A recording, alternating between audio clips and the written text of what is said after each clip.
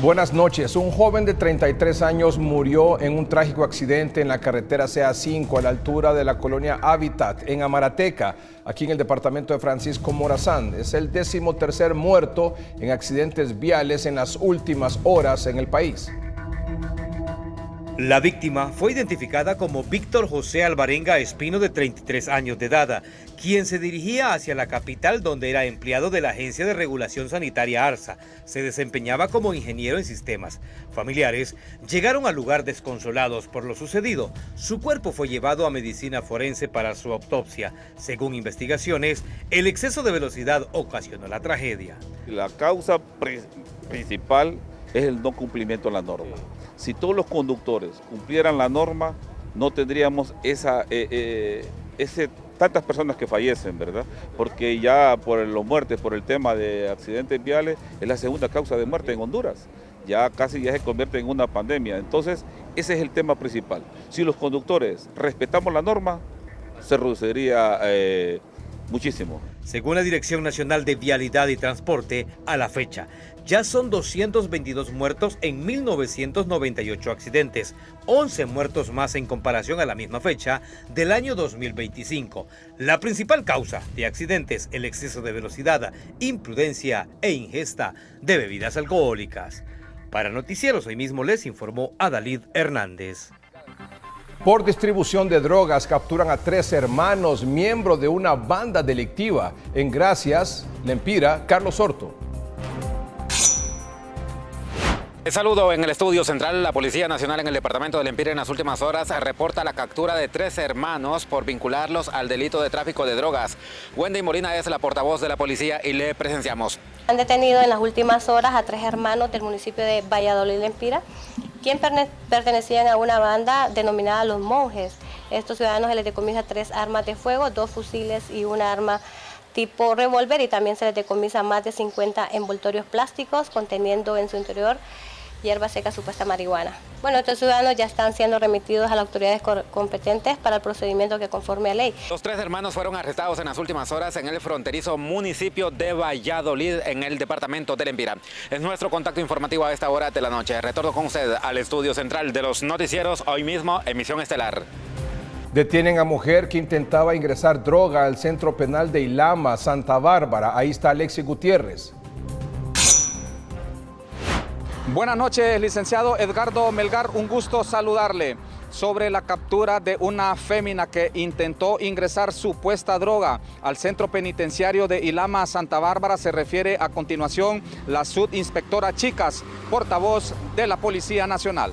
A través del escáner corporal, ¿verdad? Pues se constató de que la mujer ocultaba en sus prendas de vestir, ¿verdad?, un envoltorio con supuesta cocaína. Pues de verdad, la misma pues ya fue puesta a disposición de lo que es la Fiscalía de turno para que inicie el proceso correspondiente, ¿verdad? De igual manera, pues el Instituto Nacional Penitenciario le aplicará una sanción administrativa, ¿verdad?, por infringir el reglamento disciplinario de lo que es la visita. Ya fue puesta ante las autoridades competentes, ¿verdad?, para que le den seguimiento, ¿verdad?, en base a ley. Pues la fémina es residente en Tegucigalpa y originaria del municipio de Sabana Grande. Licenciado Edgardo Melgar, esto es lo que le puedo informar desde el departamento de Santa Bárbara. Retorno con usted hasta los estudios principales de Noticieros Hoy Mismo, en Tegucigalpa.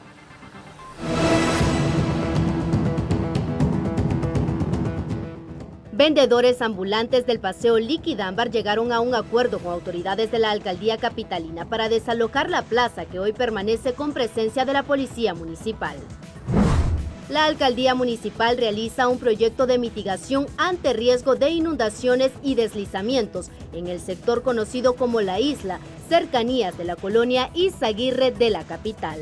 14 pilotes que bordean toda la quebrada para que tengan un paso peatonal y tengan por dónde salir. Un disipador que está atrás mío, que básicamente cuando el agua cae, controlamos la caída del agua para que cuando entre al cauce de la quebrada no vaya con la misma fuerza. Y también estamos haciendo un poco de contención en los taludes que bordean la quebrada para detener cualquier deslizamiento. Esto en mayo debe estar listo. La intención es que en mayo estas cosas ya estén funcionando y la gente pueda hacer uso de las mismas. Nos queremos anticipar precisamente a la temporada lluviosa. La rotonda ubicada en la colonia El Luarque, salida de la capital hacia la zona sur del país, que fue cerrada en la administración anterior, fue habilitada nuevamente por la alcaldía, incrementando el tráfico en el sector, según denunciaron los usuarios. Ruth Muñoz, Noticieros Hoy Mismo. El Colegio de Abogados de Honduras realizó el solemne acto de honrar la toga, una tradición institucional que reconoce el compromiso e impacto de los profesionales del derecho en la justicia nacional. La noticia positiva es presentada por CEUTEC. Se trata de vos, de estudiar una carrera universitaria con los mejores docentes y horarios flexibles, de estudiar con tecnología en laboratorios modernos y con clases actualizadas. Matricúlate hoy y estudia una carrera en CEUTEC. El Colegio de Abogados de Honduras realizó recientemente la ceremonia dedicada a reconocer la trayectoria de profesionales del derecho denominada Honra la Toga. Es uno de los eventos más emblemáticos que tenemos dentro de nuestro gremio de profesionales del derecho. Su nombre, como se indica, honrar la toga, significa darle valor a nuestra profesión. Este año, uno de los galardonados por su ética, trayectoria ejemplar y aporte al fortalecimiento de la justicia y la institucionalidad fue el secretario ejecutivo del Foro Nacional de Convergencias, Mario Urquía. Lo recibo con mucha humildad, con mucha alegría, con mucho agradecimiento a un gremio al que me he dedicado con profundo compromiso para tratar de hacerlo cada vez un mejor gremio de abogados y abogadas en Honduras. También la magistrada de la Corte Suprema de Justicia, Odalis Nájera, se le reconoció su trayectoria profesional y responsabilidad social al servicio de la ciudadanía. Desde hace años añoraba que me lo dieran. Creo que es una presea muy grande. Y como bien lo dijeran los miembros de la Junta Directiva, la toga pesa. Alex Laínez, Noticieros Hoy Mismo. Un proceso de reordenamiento en plazas de docentes realiza la Dirección Departamental en El Paraíso. En Danlí está Kenia Cáceres.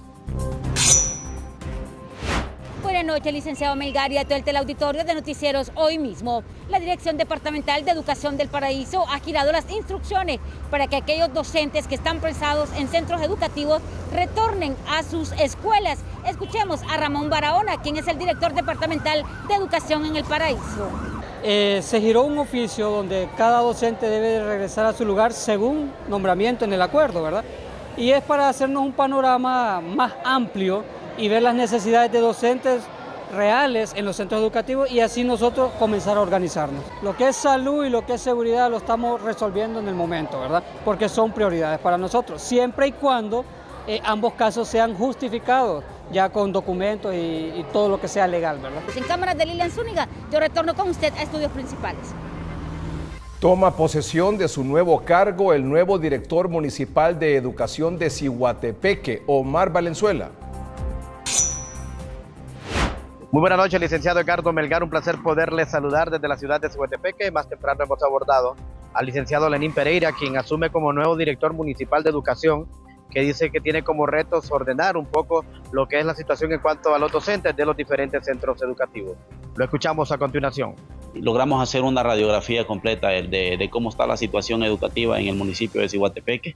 Estamos listos ya para empezar a dar función y decirle a los docentes que pueden contar con nosotros, a la niñez de Ciguatepeque, decirles que van a estar bien. Muchos centros educativos están presentando demanda de docentes, pero nosotros estamos ahorita ya pronto a hacer una verificación de matrícula con giras educativas a todos los centros educativos y donde sobren docentes, vamos a reubicarlos a los centros donde presenten la necesidad. Este es mi reporte desde la ciudad de Ciguatepeque. Vuelvo con usted, licenciado. Muy buenas noches.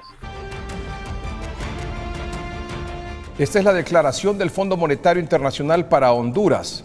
Una misión de visita de personal del Fondo Monetario Internacional desde Washington, D.C., liderada por Emilio Fernández Corujedo, se encuentra en Tegucigalpa, Honduras, del 16 al 20 de febrero de 2026 para reunirse con el nuevo gobierno y dialogar sobre sus prioridades de política. La visita, una práctica habitual tras la toma de posesión de un nuevo gobierno, forma parte de la estrecha y continua relación del Fondo Monetario Internacional con Honduras para apoyar políticas que promuevan la estabilidad macroeconómica y el crecimiento inclusivo. El presidente Asfura y su equipo económico han demostrado una clara apertura y compromiso para mantener un diálogo transparente y constructivo con el FMI, y el intercambio de información ya está en marcha. En este contexto, la visita del personal del 16 al 20 de febrero seguirá profundizando este diálogo y permitiendo la recopilación detallada de información. Esto a fin de conversar sobre la situación de la economía, conocer a detalle la visión de las autoridades y sus prioridades de política para así seguir afianzando la base técnica de la relación en curso. La visita también incluirá reuniones con el sector privado y otros actores relevantes. A través del diálogo y el análisis técnico, el Fondo Monetario Internacional apoya a sus países miembros en el diseño e implementación de marcos de política robustos, liderados por el gobierno de cada país, en aras de sustentar la estabilidad económica, la confianza y el crecimiento sostenible, protegiendo al mismo tiempo a los más vulnerables. El FMI continuará trabajando estrechamente con las autoridades hondureñas en estos esfuerzos.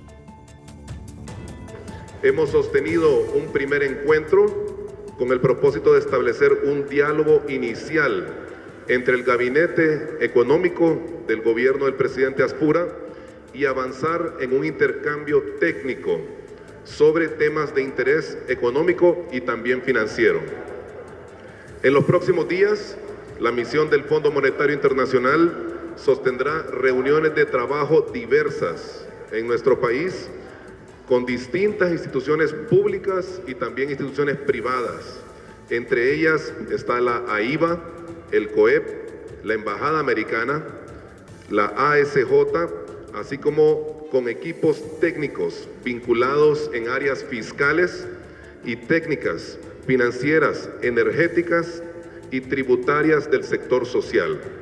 Estas sesiones van a permitir profundizar en el análisis de variables macroeconómicas, el desempeño fiscal, la estabilidad financiera y otros aspectos relevantes para la economía nacional. No es una revisión, en primer lugar, simplemente es una primera discusión en la cual vamos a compartir, vamos a entender cuál es el estatus del acuerdo actual, vamos a ver cuáles eran las prioridades de la administración anterior y nosotros lo que traemos es cuál es la visión del presidente Asfura con respecto a los temas económicos, específicamente poder tener claridad en el marco coherente tanto de política fiscal como política económica que va a permitir implementar las prioridades del gobierno. El presidente Narri Asfura expuso en San Pedro Sula su preocupación por las finanzas del Estado, asegurando que están en rojo debido a la deuda pública y múltiples demandas contra el Estado.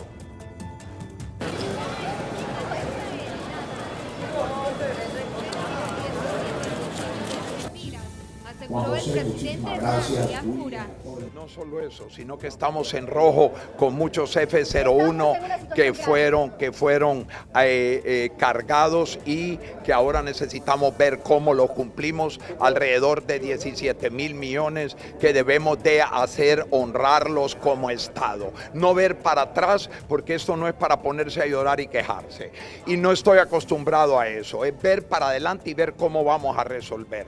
Sumado a ello, las demandas millonarias que enfrentan al menos 6 alcaldías a nivel nacional que superan los 3.000 millones de lempiras. En 12 días nos han debitado de la cuenta general del Estado alrededor de 3.380 millones de lempiras. Tenemos que darle la autonomía a las alcaldías para que ellas vayan a un banco, que no las esté regulando el gobierno. El gobierno no tiene por qué estarlas regulando. El gobierno nunca ha pagado una quiebra de una alcaldía en Honduras. Entonces, cada alcaldía tiene que ser responsable de su manejo financiero. Asfura reiteró que Honduras necesita un plan financiero sólido para evitar que el déficit continúe impactando el desarrollo nacional. Kenia Chinchilla, Noticieros Hoy Mismo. Esta fue la noticia del día. El gobierno busca declarar estado de emergencia fiscal y financiera en las finanzas públicas a través de la denominada Ley de Reactivación Económica y Desarrollo Humano, ya presentada en el Congreso Nacional, ya enviada al Congreso Nacional. Estos son los detalles. La noticia económica es presentada por Banco de Occidente, porque tu pasión merece vivirse con todo. Banco de Occidente te lleva al Mundial FIFA 2026 por cada compra mayor a 700 lempiras. El objetivo de esta ley es atender la crisis fiscal y financiera que afecta al Estado, informó el secretario de Finanzas. Parte del proyecto que se ha presentado al Congreso Nacional lleva precisamente ese elemento de la autorización al Ejecutivo para reducir drásticamente lo que va a hacer el mismo gobierno para poder tener un ahorro que va a rondar entre los 10 y 15 mil millones de lempiras para redireccionar esos recursos a temas como pasivo laboral, a temas como el pago de la deuda. La ley declara estado de emergencia fiscal y financiera en las finanzas públicas, establece medidas extraordinarias orientadas a restablecer el equilibrio fiscal y financiero, promover el crecimiento económico sostenible y el desarrollo humano. También autoriza al Poder Ejecutivo a reestructurar y reducir el número de instituciones de la administración pública centralizada y desconcentrada y a la reducción forzosa de servicios o personal con acuerdo o por contrato. Ordena que los embargos judiciales por diversas causas sean notificados a la Tesorería General de la República para que haga las programaciones del pago de las mismas. También se autoriza a la Secretaría de Finanzas a realizar la reestructuración y o perfilamiento de la deuda pública externa e interna y a realizar los movimientos presupuestarios entre los renglones de gasto de capital y gasto corriente a cada institución del gobierno central. La ley tendrá una vigencia máxima de 24 meses a partir de su publicación en la Gaceta y es de obligatorio cumplimiento para todas las instituciones públicas del país. Información de Eddie Quintero, Noticieros Hoy Mismo. Más de 1.300 empleos se pierden tras cierre de una maquila y cierre de 2 áreas de trabajo en otra empresa en Choloma Cortés. Jason Maldonado con los detalles desde San Pedro Sula. Jason. Así es, buenas noches, licenciado Edgardo Melgar, televidentes de Noticieros Hoy Mismo. Y esta información que la confirma doña Evangelina Argueta, quien es la representante de la red de sindicatos de la maquila. La maquila que está cerrando en su totalidad es una que está ubicada en La Justosa, siempre en el municipio de Choloma. Y la otra que está cerrando 2 áreas de trabajo, que solamente en esas son más de 1.000 empleos, es en el sector de Río Blanco. Pero le escuchamos a continuación. Hay un aviso que nos hicieron ahorita en la primera quincena de enero, una empresa que hace calcetín, que van a desaparecer 2 áreas, que es el área de planchado y bodega. Entonces, lastimosamente, lastimosamente, pues ya empezaron las liquidaciones. Es un producto que sospechamos que puede ser que lo estén llevando a otro país. También hay otra empresa, que es una textilera, esa desde el año pasado, desde noviembre, nos avisaron la venta, que la empresa iba a vender esa planta, y el día de ayer ya los trabajadores tuvieron el aviso de que hoy lunes empezaban las liquidaciones. Entonces, este mes de febrero estaríamos perdiendo alrededor de 1.300 trabajadores en total. Honduras va a seguir siendo un país que no está siendo atractivo en este momento por el arancel que nos aplicaron. Diálogo tripartito sobre todo es urgente. La Asociación de Maquiladores, la Red de Sindicatos de la Maquila, las centrales obreras, hay que buscarle soluciones. Yo entiendo que el gobierno está haciendo un esfuerzo, entiendo que va a haber una reunión más ahorita en marzo. Si no se quitan definitivamente esos aranceles, Honduras va a seguir perdiendo. Palabras de Evangelina Argueta, quien es la representante de la Red de Sindicatos de la Maquila. A continuación nos vamos con más información. Antes de ir a la alcaldía de El Corpus, en Choluteca, una sola persona interpuso más de 200 demandas contra la Oficina Administradora de Bienes Incautados, OABI, por más de 90 millones de lempiras. Así lo reveló su nueva directora, Elizabeth Rodríguez. Las acciones legales han generado el embargo del presupuesto de la institución, lo que limita su capacidad operativa y pone en riesgo la administración de los bienes. Son 90 millones de lempiras. O sea, le han coartado a la OABI, le han quitado el corazón a la OABI, porque el OABI en ese orden no puede funcionar de una manera correcta si lo han dejado sin sus activos. Se trata de un abogado, ¿verdad? Un solo abogado, una sola judicatura, y es ahí donde el Ministerio Público tiene que investigar, ¿verdad? La posible existencia de un prevaricato judicial ¿verdad?, de la posible existencia de una desobediencia y la posible existencia de abusos de autoridad. ¿Cuándo fue esta demanda contra la OAVI? Son de varias fechas porque estamos hablando de más de 200 demandas, ¿verdad? El caso ya es objeto de análisis, donde aseguran que hay colusión de varios sectores quienes pretenden sangrar las finanzas de la institución. Preocupante el embargo que tiene, porque recuerde que la mayoría del dinero que tiene la OAVI no es de ellos, no les pertenece, es un dinero que está administrado, un dinero que está en diferentes causas, sometidas bajo el proceso de privación de dominio. Es delicado que se embargue ese dinero que no le pertenece a la OAVI lo tiene, como le digo, en custodia, en administración, y por lo cual la situación de esos embargos es delicado. Se ha identificado un juzgado puntualmente en la ciudad de La Ceiba, donde nosotros también vamos a identificar quién es ese operador de justicia, para ponerle en conocimiento también de la autoridad de la Corte Suprema de Justicia para que tome los correctivos que sean necesarios. Este miércoles se van a presentar las denuncias ante el Ministerio Público para que se investigue los embargos en contra de la OAVI. Flavio Pavón, Noticieros Hoy Mismo. Y precisamente la OAVI tiene ya 3 años sin realizar subastas de propiedades decomisadas al crimen organizado. Así lo reveló hoy en exclusiva tunota.com. El exdirector de la Oficina Administradora de Bienes Incautados, Marcos Zelaya, confirmó a tunota.com que durante su gestión en el gobierno de Xiomara Castro no se hizo ninguna subasta. Una auditoría del Tribunal Superior de Cuentas en noviembre del 2023 también reveló inmuebles deteriorados, vehículos convertidos en chatarra, joyas sin avalúo y armas no localizadas. El ex interventor de la OAVI, Rigoberto Portillo, también denunció inmovilidad absoluta, que ya suma casi 3 años, y estimó que al menos 360 millones de lempiras siguen sin convertirse en ingresos para el Estado. Mientras los bienes pierden valor, millones que podrían financiar seguridad y programas sociales permanecen estancados por falta de subastas y un plan de mantenimiento, reveló en exclusiva tunota.com. Ruth Muñoz, Noticieros Hoy Mismo. Allanamientos realizó el fin de semana la Agencia Técnica de Investigación Criminal ATIC en la alcaldía de El Corpus, Choluteca, como parte de las investigaciones en curso relacionadas con presuntas irregularidades administrativas y financieras durante la gestión del exalcalde de ese municipio. Se ejecutaron 3 allanamientos en el Corpus Choluteca y 1 en San Marcos de Colón en búsqueda de documentación que sirva para la investigación.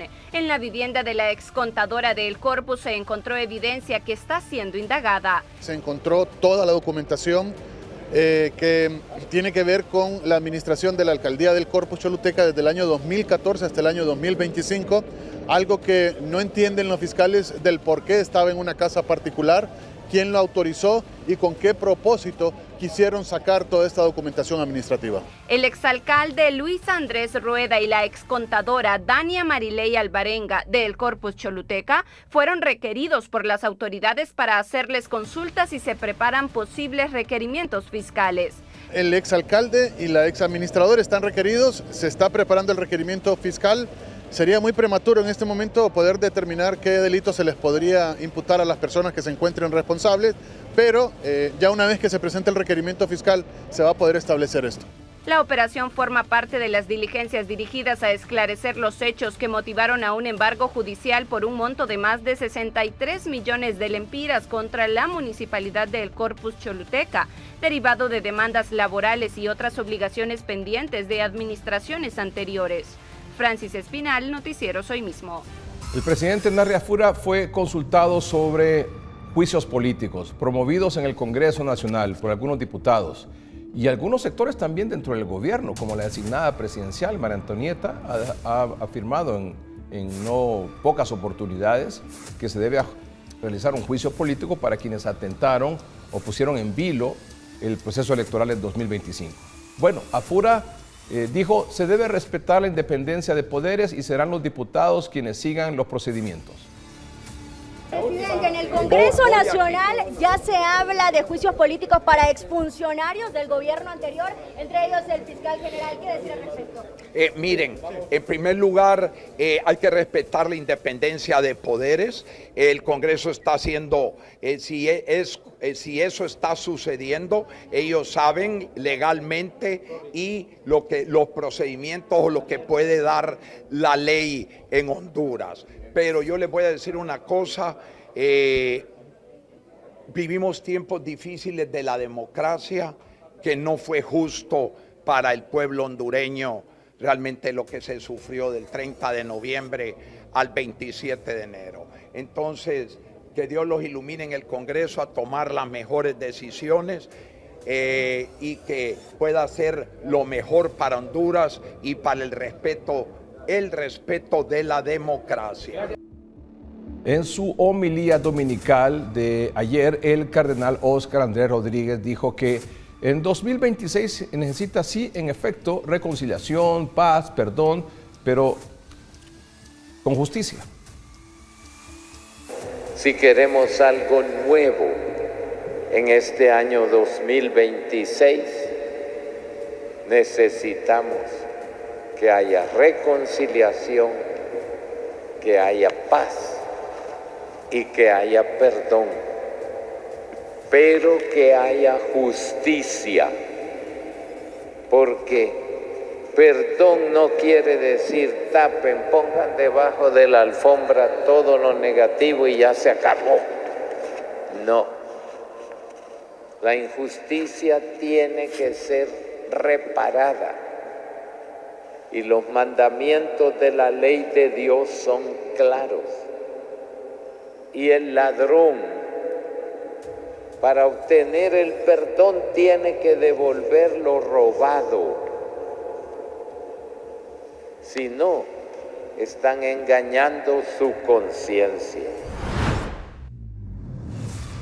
Y esta es la posición sobre los pretendidos o anunciados juicios políticos. Esta es la posición de representantes de la sociedad civil y del Colegio de Abogados. Violentar la Constitución y poner en riesgo la democracia fue una acción recurrente en el pasado reciente, afirman desde sociedad civil, por lo que hoy reclaman un juicio político en contra de altos funcionarios y un enjuiciamiento en contra de exfuncionarios. Marlon Ochoa, Luis Redondo, que hasta en el último momento intentó parar el proceso. Él no es funcionario, obviamente no corresponde juicio político, pero sí tiene que haber alguna sanción y desde la Fiscalía General de la República no podemos dejar el rol nefasto. Para el presidente del Colegio de Abogados es importante sentar un precedente. Hay funcionarios que actuaron de manera indebida, que abusaron justamente del cargo, no llegaron justamente a cumplir su rol de servir a la población, sino más bien prestar sus servicios a un partido político. Y eso yo creo que debe ser algo ejemplificante para los nuevos funcionarios. Son 3 las causales para un juicio político, explica este abogado. Cuando a un alto funcionario escogido por el Congreso Nacional haya violado la Constitución, por ejemplo, o haya realizado acciones que son contrarias al interés nacional, o que haya demostrado impericia, inexperiencia, etcétera, en su cargo, esas son las causales. El artículo 234 de la Constitución de la República establece que el juicio político es para destituir de sus cargos a altos funcionarios. Según los abogados consultados, posterior a eso deben ser enjuiciados. Ruth Muñoz, Noticieros Hoy Mismo. Esta es la posición de la directora del Consejo Nacional Anticorrupción, CNA, la abogada Gabriela Castellanos. Vemos, soy una de las personas que me he ido de frente y he exigido al Congreso Nacional que realmente se ponga a trabajar en el tema de juicio político, no solamente al fiscal general actual, sino que también a otros actores que nos parece necesario, porque no podemos pasar de una administración a otra como que si nada pasó. Yo sí creo que es importante de que lo que no hizo el Congreso de la República anterior lo haga esto, porque al final siempre siguen en deuda con la población. Y con el tema de la Corte Suprema de Justicia vamos a ver ese debate en el mismo Poder Legislativo. ¿Juicio político al fiscal general y a quién más, señora directora? Bueno, nosotros lo hemos mencionado, ¿verdad?, de que yo creo que hay que ver también el Consejo Nacional Electoral.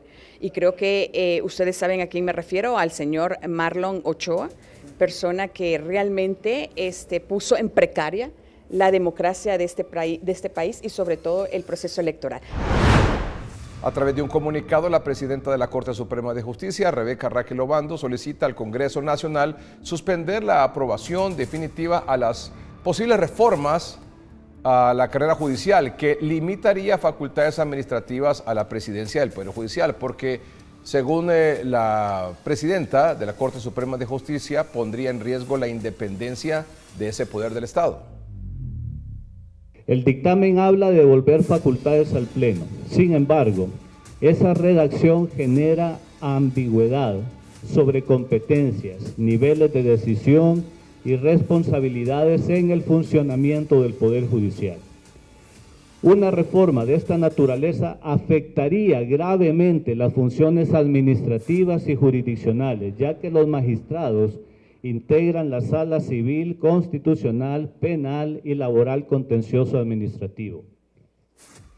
Trasladar decisiones de personal y disciplina a un órgano colegiado de 15 magistrados con exigencias de mayoría para validez puede crear cuellos de botella severos y en consecuencia retrasos en las funciones administrativas. El llamado es abrir una mesa técnica interinstitucional, por lo cual se solicita formalmente suspender la aprobación definitiva hasta concluir una revisión técnico-jurídica integral, instalar de inmediato una mesa técnica interinstitucional con participación del Congreso Nacional, por supuesto, del Poder Judicial, especialistas en Derecho Constitucional y Administrativo y actores técnicos del sistema de justicia. Implementar una solución real que contemple la discusión, socialización y aprobación de una nueva ley de la Judicatura, del Consejo de la Judicatura y la carrera judicial. Se inició anoche en 30:30 el debate sobre las pretendidas reformas electorales. Entre miembros de la Comisión Especial del Congreso Nacional, que va a consensuar estas reformas electorales para luego ser discutidas en el Congreso Nacional y eventualmente ser aprobadas, se necesitan 86 votos, es decir, 2/3 de la cantidad de votos de diputados en el Congreso Nacional para aprobarlas y además ratificarlas en una siguiente legislatura para que entren en vigencia para las próximas elecciones, tanto primarias como elecciones generales del próximo periodo. Bien, entre ellos coinciden, digamos, en que, por ejemplo, los organismos electorales, Tribunal de Justicia Electoral, Consejo Nacional Electoral, Registro Nacional de las Personas, ya no solo debería estar integrado por, evidentemente, representantes de los partidos políticos que influyen ahí, porque ahí no hay bipartidismo, ahí hay tripartidismo. Lo que pasa es que el Libre le encanta hablar y señalar que el bipartidismo allá, pero en los organismos electorales ellos son parte, porque hay un tripartidismo ahí, porque hay un representante del Libre, del Partido Liberal y del Partido Nacional. Ahí no dicen nada Libre, pero cuando se trata de señalar por cuestiones políticas, de temas electorales y en otros que son de su interés, dicen, es que el bipartidismo, pero realmente hay un tripartidismo, porque son 3 los partidos grandes en Honduras. Así de sencillo. Si no, pues no tuvieran representación ahí en los organismos electorales. Bueno, tan es así que casi no hay elecciones, y usted mismo lo sabe. Bueno, el punto es que coinciden en que no solo deben haber representantes en esos organismos electorales de los partidos políticos, porque dicen eliminarlos va a ser difícil, sacar las manos de los partidos políticos de esos organismos electorales va a ser una tarea difícil. Entonces coinciden en que debería de ser una integración mixta, donde se incorporen ciudadanos que no son representantes de los partidos políticos. Bueno, por ahí va caminando la cosa. Pero donde sí no se pusieron de acuerdo es en el tema de la segunda vuelta. El Partido Liberal dice, nosotros estamos de acuerdo, el Partido Nacional dice, hay que discutirla, y así en ese tema y en esas discusiones puede ser que nos tome todo este año y ojalá que finalmente se logre un consenso sobre este tema, que se apruebe en la actual legislatura, que termina en enero del próximo año, para que sea ratificada en la siguiente legislatura, que inicia también en enero del próximo año. La propuesta de reformas electorales es la siguiente. Segunda vuelta. Que el Consejo Nacional Electoral y el Tribunal de Justicia Electoral sean órganos electorales técnicos, fuera de la injerencia directa y del control de los partidos políticos. Ciudadanización de las mesas electorales o junta receptora de votos. Financiamiento del Estado para elecciones primarias de los partidos políticos. Esto hasta el momento ha sido así, pero puede cambiar. Transparencia y fiscalización al financiamiento de los partidos políticos previo a elecciones generales. Elección de diputados por distrito. Ampliar el plazo para la declaratoria de resultados de elecciones generales. Sanción expresa para funcionarios electorales que con su comportamiento pongan en riesgo el proceso electoral. Estas, digamos, son algunas que están ahí sobre la mesa. La segunda vuelta debe analizarse, sugirieron los entrevistados. Si Honduras tiene una larga tradición de resultados cerrados, pues pareciera que la segunda vuelta puede ser aconsejable. O sea, si tuviera un sistema de partidos menos concentrado y más fragmentado, probablemente fuera más aconsejable. Lo importante es clarificar los parámetros. Es con mayoría calificada, es con mayoría relativa, y luego de eso hay que hacer toda una reflexión, digamos, también sobre los impactos que un modelo de segunda vuelta tiene sobre el calendario electoral. Hay que estudiarlo, hay que analizarlo, sobre todo los porcentajes, 30%, 40%, 35%, 3 elecciones en 365 días es sumamente complicado. Si a mí me dicen de dónde va a salir esos 2.000 millones que va a costar una segunda vuelta, podemos intentar. ¿Va a costar más, God? Ah, más. Ni quiera Dios. Definitivamente sí. Con una elección en el 2025 en donde el CNE declaró una diferencia de menos del 0.01, Edgardo, es totalmente necesario. Para que no le quede en la población hondureña el sentimiento de que la segunda vuelta electoral sería más cara. No es así. No es así porque recordemos que solo irían a disputa 2 candidatos, no 5, como en las elecciones generales. Y solo iríamos a nivel presidencial, ya no irían diputados y alcaldes. Entonces la cantidad de boletas papeletas que se tendrían que imprimir sería mucho menor. Así que yo creo que decir que va a ser más caro o igual que las generales definitivamente no es así. Pero es difícil, le decía, difícil, porque no todos los partidos tienen esa característica esencial que piensan que con la segunda vuelta puede haber más transparencia, puede haber cambios. Al contrario, ellos sienten que la segunda vuelta no va a solucionar los problemas como muchos sectores de la sociedad. Los panelistas concordaron en una reforma del modelo mixto de autoridades electorales. Órganos electorales mixtos, integrados tanto por representantes de partidos como por representantes de, digamos, no partidistas.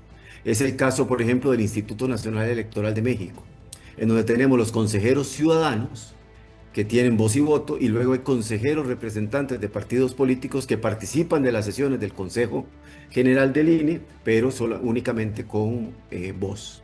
Un organismo electoral o unos organismos electorales en manos de los partidos políticos como lo tenemos actualmente aquí en Honduras, o uno eminentemente técnico u otro que sea mixto, ¿por cuál se decanta usted? Bueno, yo vengo de un país que construyó su proyecto democrático a partir de un Tribunal Supremo de Elecciones autónomo y no partidista. Y entonces creo, honestamente, en ese tipo de modelo. Entre tener un Consejo Nacional Electoral, un Tribunal de Justicia Electoral mixto, digamos, porque es el consenso más o menos el que se ha llegado aquí, preliminar, quiero decir, mixto, con representantes de partidos políticos y de ciudadanos, igual a juntas receptoras de votos o mesas electorales. Entre eso y una segunda vuelta, ¿con cuál se queda, don Antonio? Una integración de todos los órganos electorales de gente no política. ¿No política o mixta? Mixta. Ah, mixta.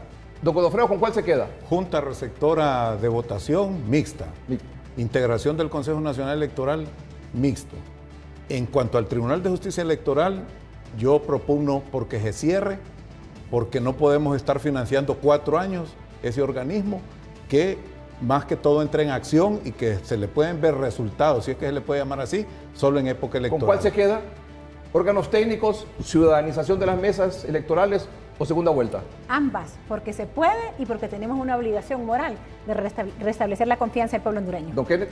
Bueno, si se pudieran ambas, bienvenidas, pero si usted me dice cuál, creo que un punto focal es generar institucionalidad. Yo creo que eso lo podemos lograr haciendo mixtos los órganos electorales, garantizando esa transparencia y que quitemos la burocracia de los órganos electorales. Mientras que en el financiamiento de las elecciones primarias fueron opiniones encontradas. El financiamiento del Estado para las elecciones primarias de los partidos políticos. ¿Debe el Estado seguir financiando las elecciones primarias de los partidos políticos, don Antonio? Es una muy buena pregunta, Edgardo. No tengo la respuesta en estos momentos.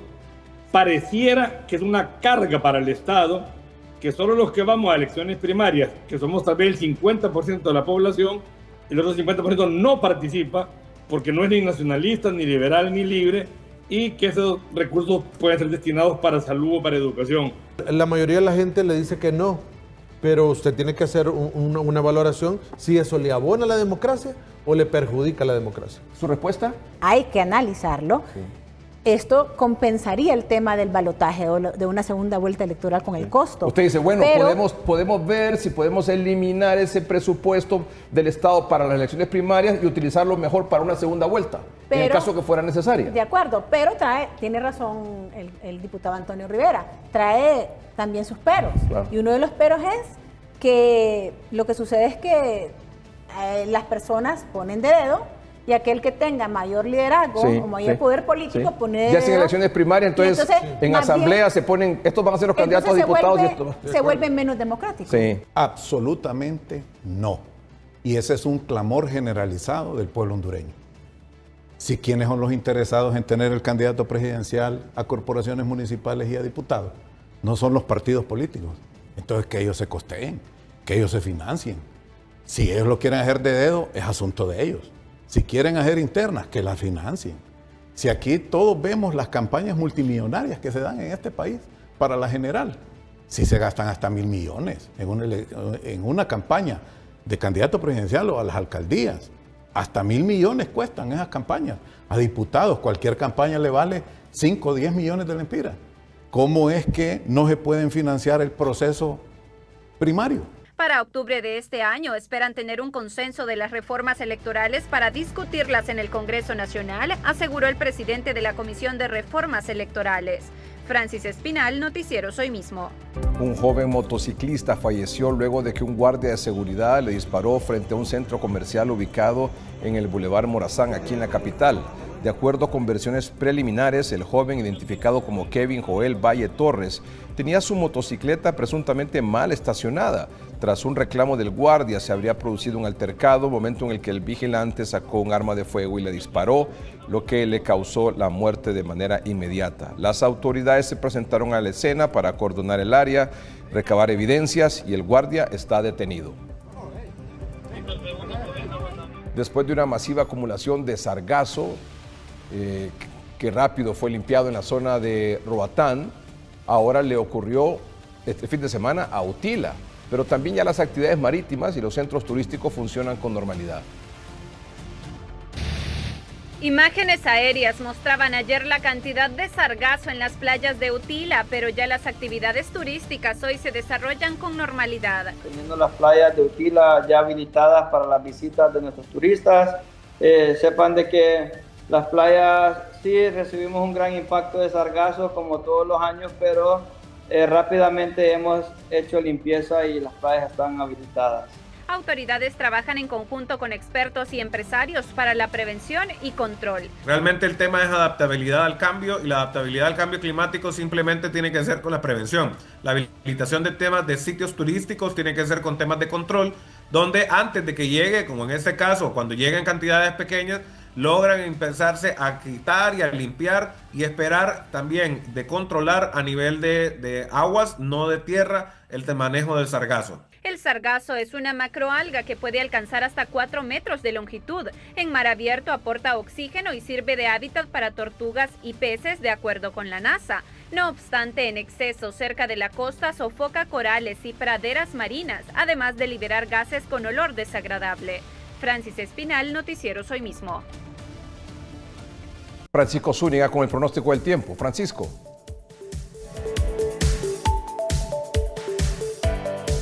Así es, Edgardo, muy buenas noches. De inmediato, don Víctor Ortega nos pone al tanto. Temperaturas altas ya en el territorio. Don Víctor, buenas noches. Así es, Francisco, muy buenas noches. Y bueno, durante el transcurso de la tarde, temperaturas bastante altas en la mayor parte del país. Continuaron las condiciones secas y estables. Prácticamente no tuvimos nada de lluvias, algunos muy aislados en algunos sectores montañosos. Y bueno, el panorama indica que durante el transcurso de la madrugada, si bien es cierto, va a bajar las temperaturas, no vamos a tener ese escenario que tuvimos durante días anteriores.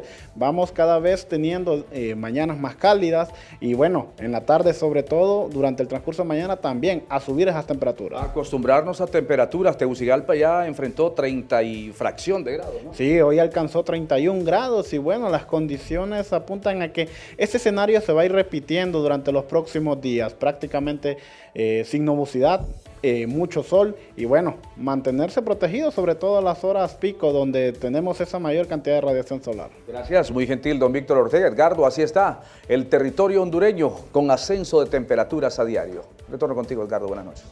Las cirugías selectivas cumplen más de 20 días suspendidas en el Seguro Social en el barrio La Granja. Qué novedad. El problema es para los derechohabientes, ¿no? Tremendo lo que está pasando ahí. ¿Y qué les dice, y por qué les dicen que no los pueden intervenir, no hay operaciones? ¿Por qué no hay insumos? La situación afecta directamente a los pacientes que ya contaban con procedimientos programados. Bueno, se puede creer de que es una inoperancia de parte de los médicos, o es que no hay médicos, o es que el seguro los ha despachado, y los platales que pagamos para que nos atiendan también, entonces nosotros que de ahí es donde deben de comprar todo lo que necesita para aplicarle al paciente. Autoridades dicen que están priorizando la atención de emergencias porque se han quedado sin insumos. Sí, tenemos conocimiento de que hace falta material médico quirúrgico. Casualmente la semana pasada estuvimos reunidos con la parte técnica para que ellos nos explicaran de manera sucinta cuál ha sido el problema. Lo hemos entendido y estamos apoyando y estamos buscando nuevos mecanismos de adquisición, ¿verdad? Estamos tratando de potenciar ciertas alianzas que tenemos con organismos internacionales para que ellos también se hagan cargo de la compra de adquisición de del material médico quirúrgico. Los pacientes hacen un llamado para que se agilicen los procesos de abastecimiento y se restablezcan los servicios quirúrgicos de manera normal. Para Noticieros Hoy Mismo les informó Adalid Hernández. Gracias a ustedes por su atención. Buenas noches. Y que estén bien.